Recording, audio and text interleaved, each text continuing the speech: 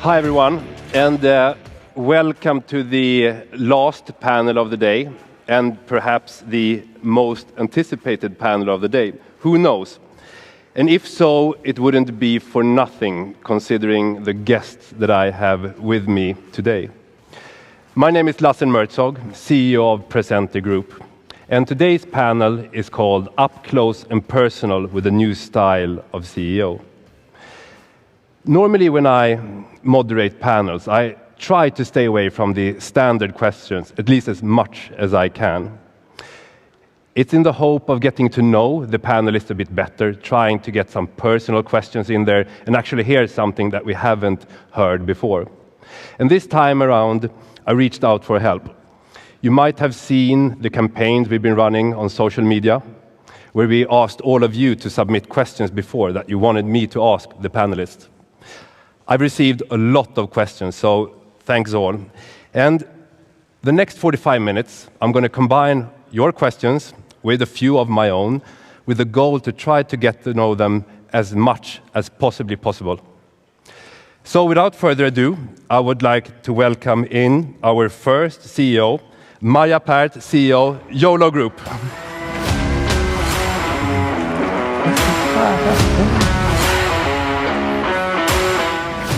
I would also like to welcome in Jesper Svensson, CEO, Betsson Group.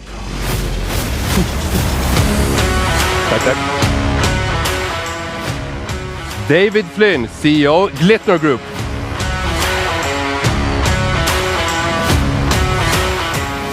Michael Daly, CEO, Catena Media.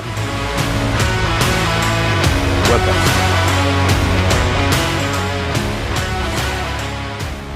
I think most of you already know them, but let's give them a few seconds at least to introduce themselves. Maarja, you want to go first? Hi, I'm Maarja Pärt, and I'm the CEO of Yolo Group. Previously, we were actually known as the Coin Gaming Group. We've just recently rebranded. And currently in our product portfolio, we hold a number of B2C and B2B vertical products. And yes, to the moon. Thank you very much, Maarja. Good. Jesper. So I'm Jesper, I'm the operational CEO for Betsson Group, and well, I've been in gaming as long as I can remember. It's the only industry I ever been in, so I've been for quite some time, and here in Malta the last 8 years with Betsson. Thank you, Jesper. David. Thank you. Hi, everybody. My name's Dave Flynn. I'm the CEO for Glitnor Group. Just thinking about yourself, actually, there. I've been in gaming since 2003. Glitnor are both an operator, and also we have a subsidiary called Swint, which is a games provider as well in the marketplace. Thank you, David. Michael? I'm Michael Daly. I'm the CEO of Catena Media, which is headquartered here in Malta. I actually live in Las Vegas, became the CEO in the midst of COVID. Yeah, I'm probably the most junior CEO on the panel, I think, but that's me. Thank you, guys. So we have so many questions to go through too, so I'm going to jump straight into them. As you all know, in June this year, Malta got grey-listed on the FATF's grey list. But how much has this really affected the companies that you represent? So could you provide us with a 1 to 5 scale, name a number, and then with a short motivation on why that is? Maarja, you want to start? I would say that for us, the impact has been around 2. And the reason why I'm saying this is that we obviously hold B2B Maltese licenses. However, I would say that within our own industry, everyone still respects Malta as one of the main gaming hubs. The impact, I would say, is more from the general perspective. So I'm facing more questions from my bankers, from my auditors, and the overall public perception classifying Malta as an offshore hasn't obviously been positive. Thank you very much. So number 2 from you, Jesper. Yeah, I'll put it somewhere there as well, maybe 1.5 to 2, because it hasn't had a big impact yet, but I think the key thing is depending on how long it will be grey-listed or not. And if it will be for a long period of time, it will have a big impact. But right now, everything has just become a little bit more difficult when it comes to the banking side of things, and investors are asking questions and so forth. But it's still a little bit early days, so not a big impact yet. Noted. David? I'd say it is also for us more like a 2. However, if we hadn't prepared, it would be more like a 3. Simply because, since Moneyval, you're expecting the changes that were going to come in place in terms of additional due diligence from financial institutions, etc., further questions from investors, as you say. But we prepared well in advance for that, so we anticipated all of this. So we had an easier ride, if you will. But again, time will tell. If this continues for more than 12 months, then it's going to be very, very challenging, I think, for the industry in Malta. Yeah, thank you. Michael? I'd say it's probably a 2.5 to a 3 for us, in the sense that we're making a hard push into the US, and so the understanding of what that means, even what Malta is, to the investors there and the like, it's a risk that they just don't understand. I think it, though, definitely escalates to a 4 or 5 if it doesn't get resolved soon, because the banks and the auditors and everyone else will make it impossible to do business here, so that's a challenge. Yeah, very interesting. I would like to do an exercise, a very quick one. So I would like to ask the audience the same questions. If you have any operations in Malta, how much has it affected your company? And the panelists can help me see how many hands come up. So if you would identify it as a level 1, could you please put up your hands now? Thank you. If you identify as a level 2, could you please put up your hands now? Thank you. As a level 3? Thank you. Level 4? And the level 5. So what do you say? Where did we see the most hands? Seems like 2. 2, 3? Yeah, 2-ish, yeah. 1.5. I would say. Another one, if you have to guess how many months it would take from now until we're out of it, you can just reply with the amount of months. What would you say?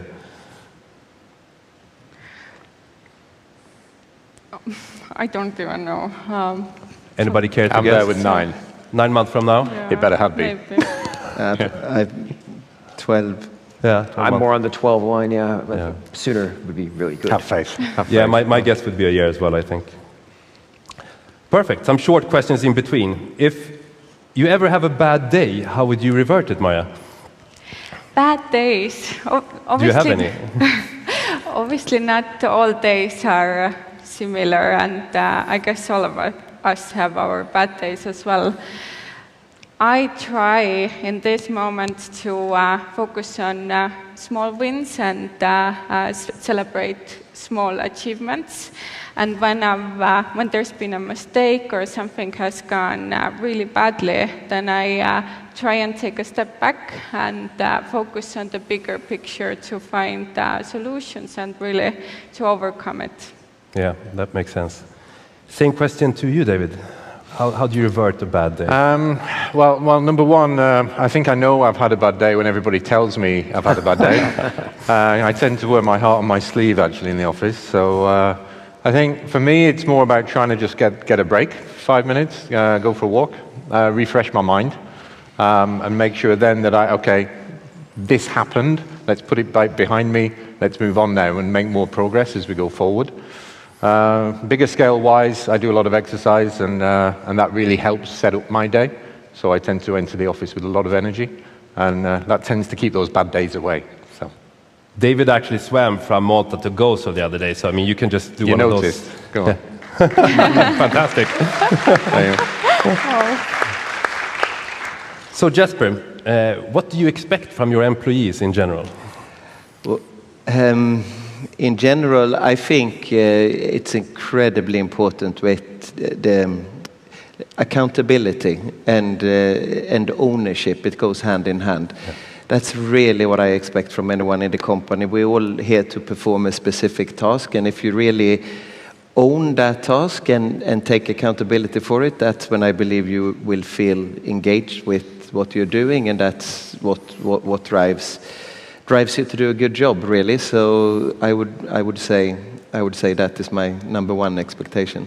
How do you normally communicate so you stay away from the finger pointing? It's actually accountability afterwards, etc. Is it hard to? Yeah, no, I mean accountability has very little to do with finger pointing, right? I mean, you don't see it. You just see when someone is engaged, and when you know, we all know what we're supposed to do, basically, right?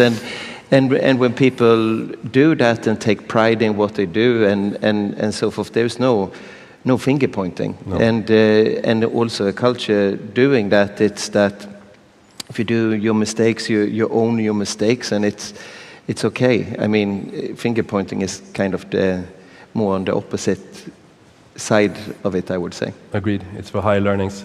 Michael, what do you expect from your employees? I definitely expect passion. Passion is energy. It leads to forward momentum. And then similar there is transparency.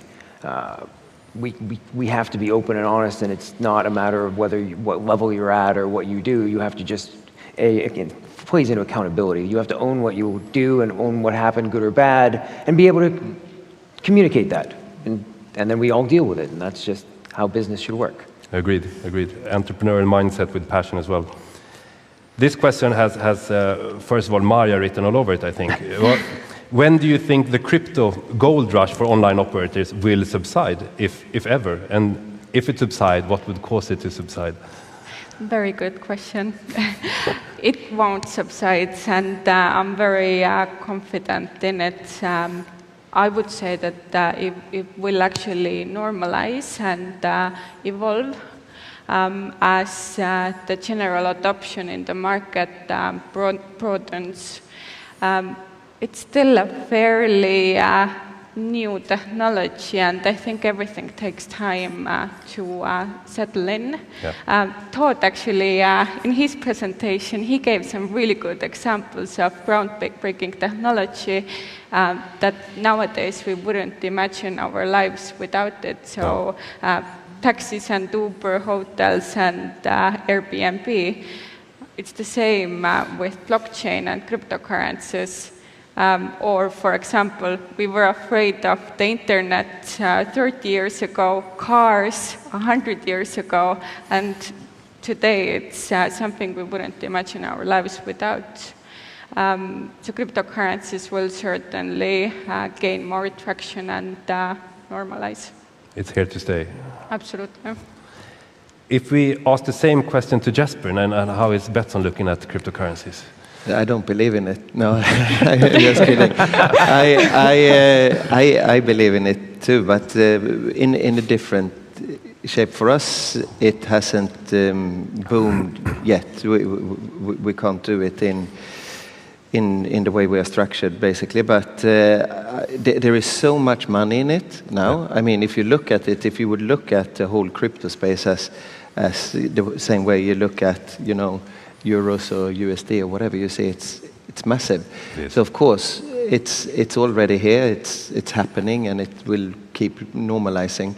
Then there will be some fallouts and some winners, and that goes for any new industry, I believe, though. So, but it's going to be part of everyday life for all of us going forward, I believe. But agreeing that it's here to stay. Yeah. I think so. It will shape itself in a different way, but in 10 years' time, I think, of course, it will be much more normalized, or whatever we should call it. Yeah, I tend to agree. David, what need or wish from the operators have you been the most surprised with in the recent years, if anything? Specifically through our B2B part of the business, I'd say a few surprises in terms of prices that perhaps they'd want to pay, requesting things like 75% discounts on game content, things like that for game positioning. You know, things like that are something that can really hurt the industry if providers actually agree to those kinds of terms. Because, you know, as we've heard already today, that, you know, it takes a lot of investment in order to be innovative in the marketplace. Our B2B business is certainly trying to be innovative with some of the new content that we've been bringing to market, and that costs money. You certainly can't continue to do that if some of the negotiation strategies of certain companies are to win through. And that for me is a surprise. I think that most operators agree that there's a certain level that needs to be kept at. I know we do. We don't push too hard. Maybe a little bit. Yeah. Would you ever pay an operator to have your games highest up in the carousel, for example, on a website, or? We would promote together with an operator, absolutely, because we see that there's an advantage in doing that. Yeah. But it needs to be a collaboration between our partners, you know, and continuation of the relationship that we've built together with them. It certainly shouldn't be something that one sees as only a price. If so, you've got a bad product, and they don't see you as a good supplier. It needs to be built on the relationship, and that needs to be long-term. Thank you. Michael, you come from an industry where we pay for positions and everything. Have you heard anything strange coming from the operators, any wishes or requests?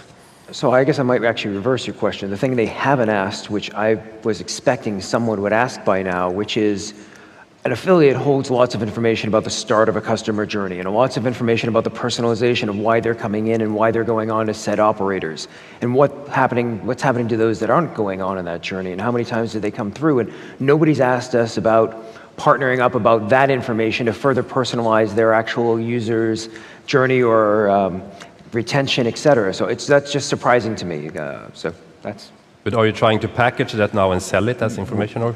You might think so. Now you know how you can go to Catena Media and buy some information. Thank you. Jesper, what advice would you give somebody going into a leadership position for the first time? Well, for the first time, you have to know that you don't know yet how to do this, you know. So be a bit humble about it. And I think in most companies, when you're in your first leadership position, no one expects miracle from you. I usually say I expect people to have more questions than answers. And where it goes wrong is many times if you too early think you have too many of those answers. So and that goes throughout the career and for anyone in any position, I would say though. But it's important to think about that because sometimes expectations become so high and people put so high expectations on themselves and go, I'm supposed to know everything now, and that's not what the rest of the people think either though. So relax a little bit. Yeah. Do we educate our leaders within our gaming industry, the new leaders? How do you do at Betsson? Do you have courses for up-and-coming leaders? Or? Yeah, we do. We do a lot of leadership trainings and so forth, and a lot of forums for that, trying to give support. We have a lot of first-time leaders in the company and people being promoted internally and so forth. So we focus a lot on that because it's also much better for us to keep people long in the company, you climb up and so forth. And the only way you can do that in a good way is if you have a good support system around that. Yeah. So we focus a lot on it. Thank you. Maarja, you had an exciting journey within Yolo. You've been there for, was it 10 or 11 years? It's actually going to be 12 now. Wow, that's fantastic. And you started as a customer support agent. I did. So basically, I've gone through the journey of being the first-time manager and building up my own team, and finally joining the C-suite in a number of roles.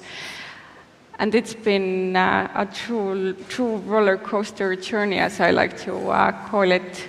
Everything that you mentioned in your response obviously has been so important. I've always had a great support from my mentors and other leaders by my side.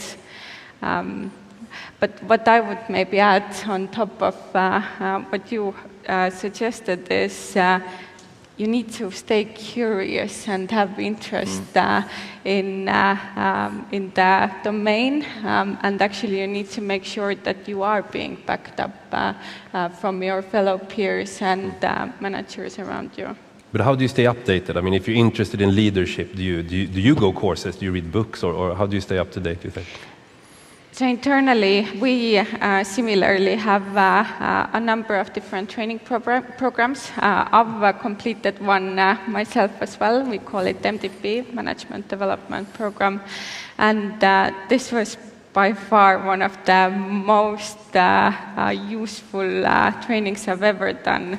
It combined a toolkit from these like softer areas as well as a real business project. So we really had to get our hands dirty and build up a casino brand from scratch within 6 months. But there are so many ways nowadays you can join different trainings anyway, but what has probably been most useful for me is the networking part and sharing experience with others, both internally and externally within the industry. Yeah. I think being a good leader, you have to update yourself all the time. I have a lot of discussions, even if I meet you on conferences, etc. I think we always have to rethink and re-educate ourselves, and we can't be the way we were 10 years ago or 20 years ago. So very good answers. Michael, what was your first ever job, and did you draw any learnings from that job?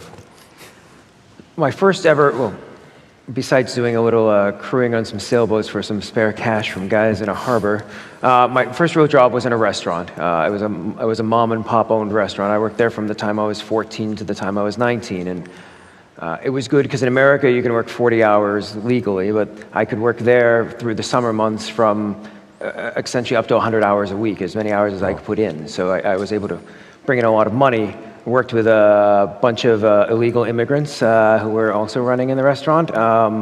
What I learned is I really needed to go to college because I didn't want to work in the restaurant industry the rest of my life, because it was it was a brutal work, and yeah, it was a great experience though in terms of I became a manager at 14 and a half of a bunch of people who were a lot older than me and knew a lot more about the world, and so that taught me that back to your question about leadership, there's a difference between leading and managing, and that making people autonomous and letting them do what they're good at is a really important skill, rather than trying to micromanage them or direct them. Most people are smart enough that they don't need that. So what they just need is a little strategic direction.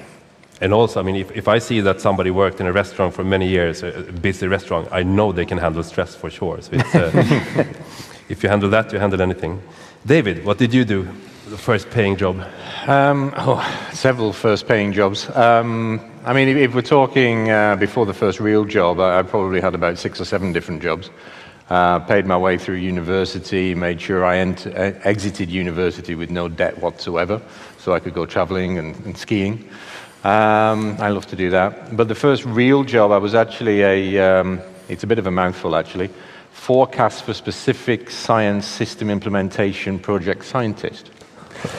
So what that means is I used to be a meteorologist. So I used to build statistical weather forecasts for the Met Office in the UK. So my background is physics and fluid dynamics, which is slightly different than what we're doing today. You turned out okay anyway. Fantastic. Debatable. Thank you. Maarja, you and I met at the dinner yesterday, and we spoke briefly about this, but you didn't give away the answer. If you look at your time spent on a workday, how much is spent looking at future challenges and strategy, and how much is focused on current operations? Like I told you last night as well, it's hard to determine it, and it all depends on a day. So if I'm faced with a live incident, then obviously I will jump on there and focus on the operations 100% for this moment. However, I do knowingly take quite a bit of time just to reflect and think, where are we going to go next? Some sort of average over the year? How many percent? It's again, there's you can't determine it, and I'm not sure how you guys are going to respond to this, but not sure. Like all of the days are so different, and I think this is what being a CEO is all about. You need to be almost like a jack of all trades, For sure. So she's looking at you, Jesper. How No, do you... listen, it's based on the period, right? Because things are happening so quickly in our industry, and I think we were all affected by the Netherlands a few weeks ago, and it doesn't matter if you think about the future at that point, you just had to get into it, and it takes a lot of the operational side. I love the operational side, and it takes a lot of time, of course, but I think most companies, you work off some sort of plan 2-3 years ahead at least, so you know a little bit where you're going with that, and you refine those plans a few times per year when you take some extra time off in order to do that. But otherwise, I would say the decisions you make in the operations day to day, they are not affecting you the day after so much, unless it's a regulatory change. But it's probably 50-50. Everything we do today is for tomorrow to some degree. How do you shield your management team so they get some time to be creative, etc. as well? Do you have strategy days? Yeah, we do that. So we take the time, ample time off in order to be able to do both. Yeah, I think that's crucial as well. David, the iGaming business spends a lot of money on events, personal gift and perks to individuals, especially looking at providers and maybe other areas. Is there hard to draw the line somewhere? I'd say it's become less so recently. The way we look at it is, or certainly the way I look at it, is more along the lines of if I think that this is actually going to be useful for me, and I would like to receive it, then okay, it's something good that we can actually brand and use for either our affiliates or our B2B customers, for example. But the important thing is, and this comes first actually, is that it's a sustainable product. You know, there's a lot in the marketplace, and this goes out to everybody. Please use sustainable products going forward in all of your merchandise, because there's a lot out there that really isn't, and it isn't reused in any way whatsoever. You know, after this particular conference, there'll be quite a few lanyards that'll probably be thrown away in the bin, and you know, there could be a lot of things that we could really reuse. So we always try and instill that the way that we go with whatever we create should be reusable in that way and sustainable. I've tried to keep our budget quite capped in that respect, simply because I'm from the north of England and I'm quite tight with money. And so I just think, you know, would I buy it for myself? If yes, okay, we can spend the budget. If not, then it's not worth it. But as an operator, if you were gifted a laptop one day from a provider, would you accept it? It would go straight back to the provider. Yeah. Yeah. I don't believe in those kinds of gifts. It's too much. And whether one says that there's nothing implied by it or not, one would still feel guilty because of human nature. So, you know, you need to cap it at a certain level, and that's common sense, I think. We draw the line with the laptop. Yeah. Michael, what do you say as an affiliate? Sorry, everybody. I'm about on the same page that there are lots of things that aren't necessary there. So there's definitely a line drawn. Is it reasonable? And reasonable is not really that hard to define. You know, go to dinner with them and have a work discussion? Yes. Have some sort of gift involved? No. That sounds like a bribe, and that's the word we wouldn't want to use, but that's the word I will use. And then, yeah, events and things. Events have gotten often way out of control in the gaming industry. I came from the land-based, been in since 2003 as well, and you know, the show that happened 2 weeks ago, G2E, is still amazing to me how much money is poured into that, and the return just isn't there in my view. So there are other ways to approach that. So I think we have to be smarter, especially in this new world, about how to do these things and not just continue to do what's been going on. And yeah. I'm glad to hear. And the industry has obviously changed a lot the last 10 years. I mean, we all probably have horror stories, but we'll take them at the after drinks instead. So to really fit in as many questions as I can, let's do one each. Quick questions. David, what fashion trend do you regret? I love this question. Why did you pick me for that one? I guess it's just got to be the flary jeans. You know, when I wore those many years ago, Yeah, they just look ridiculous now when I think about it. And these days, I probably wear the tightest jeans in the office, which seems a little bit silly for someone my age, but hey, that's me. Something I picked up by living in Sweden for so many years, I think. Okay. Good. Thank you.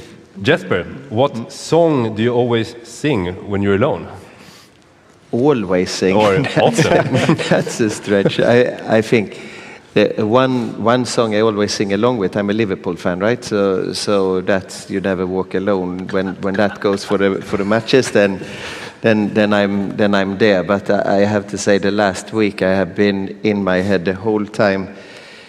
Elton John, Cold, Cold Heart. it's just there. It's just there. But hopefully that disappears in a week or two as well. I think we all have those. Thank you. Michael, what was your best subject in school? Strangely enough, I would say in college it was fluid dynamics. So, but in high school and before that was math. Calculus in particular was very appealing to me. Thank you. Maarja, do you have a secret talent that nobody knows about? It's a secret talent because nobody knows about it. You can share it. You don't want to say any secret? Nothing you want to reveal? Not that up close. Well, it's a secret. I'm not going to push you. Anybody else have a secret talent they want to reveal? I can juggle. You can do what? I can juggle. Ah, nice. You can swim really far. Only now. David, then continuing with you. Have you ever experienced what they call imposter syndrome? In other words, self-doubt or feeling that you don't live up to the expectations of your role, despite it being you being highly qualified? Yeah, it happened around about 30 minutes ago, just round the corner before we came on stage. I think it's fair to say that it happens all the time. Especially taking on my first managerial role as well. But yeah, I mean, it's human nature. I think everybody has concerns about how they come across, has concerns about whether we're doing the right thing or not. We're 200 people at Glitnor. If we go in the wrong direction, that's 200 families affected possibly, right? So, I mean, yeah, of course one thinks about things like that all the time. But then you've just got to compartmentalize it and put it in the back of your mind and then crack on because there's a job to do. So. Yeah. Showing weakness out to the organization, is it a no-no if you're having a day when you're feeling... No, as I say, I wear my heart on my sleeve. I had a very tough week last week, actually. Just a lot to do, not necessarily a bad week at all. A couple of knocks on the door. You okay, Dave? Everything all right? It's like, yeah, just a lot going on, guys. Don't worry. Okay, I'll turn that frown upside down. Sorry. I like that. Maarja, how about you?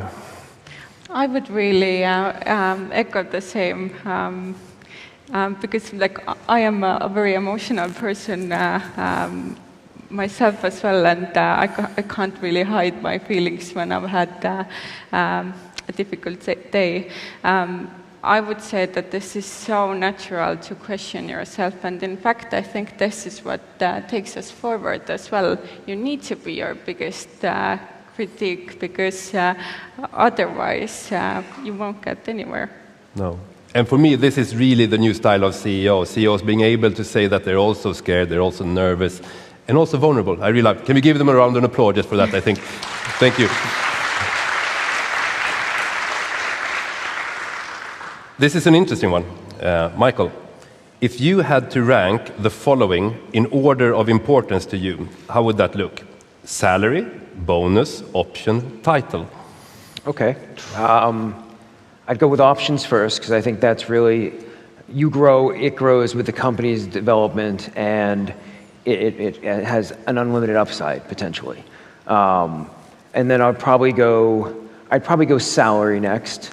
Bonus is a nice thing, but it's a fixed moment in time sort of thing. Yeah. And titles are a little antiquated in some ways in the world today, so I don't know that title is really that significant, and sometimes it can be actually distracting or separating when you want to have a full conversation and, oh, but this guy is, and this woman is, or this title or that title, and I don't know that I should speak up or not. So those can be actually distracting to an organization. Yeah.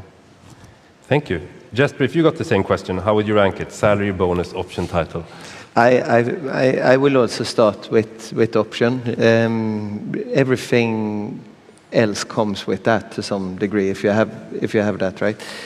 Title is the least important, I think, but it's easy to say if you are, depending if you are CEO, then you can say it's very easy. Who cares about the title, you know? But the one who feels good about it, it's the bonus. I mean, if you hit your targets and you get the bonus and you celebrate with your team and so forth, I like that salary. It's also good, but. Isn't it also so that it changes over the years? I mean, when I started out, I probably put title much higher up than it is today, and salary all the way at top. But after a while, you save some money, and then you want the shot of the big money, and I mean, it changes. You started to stop caring about it when you became the CEO, I think. And when you start out, I don't know that I even know what options were exactly. So No, true. Can I throw one in there? Sorry to be controversial, but I'd say before any of that, and I don't know if this was the right way the question is meant or not, but I'd just say what you're doing is actually more important than all of that. Yeah, of course. I completely agree. You know? So I think self-fulfillment was missing from this list. Yeah, and also, I mean, the title gives you freedom to do something. So if you're a person that's driven, you want to change things, doesn't have to be the title, but if you have that kind of role at least where you can change and make an impact, I think. Michael, what's your biggest insecurity?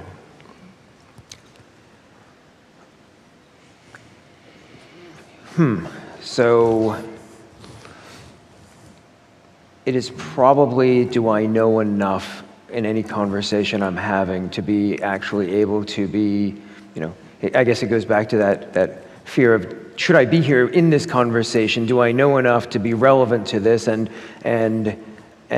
yeah, it's always, do I know enough about anything? And that's an insecurity. And so, you know, I'm a voracious reader and I follow and pay attention to lots of things, but there's just so much information out there, and it's, do I know enough, and am I smart enough about whatever topic we're talking about to come to a good decision with the team? And so, how do you mitigate that? Do you spend a lot of time studying up on topics, or do you?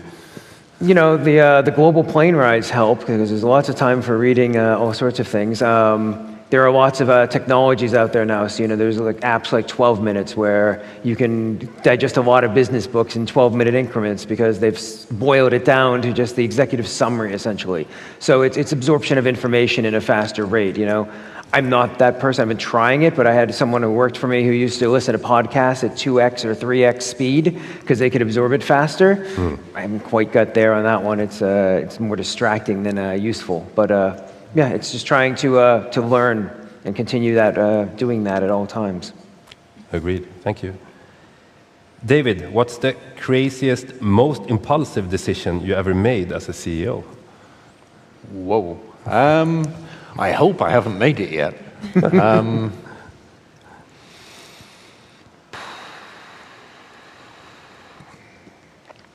Yeah, that's a tough one, eh?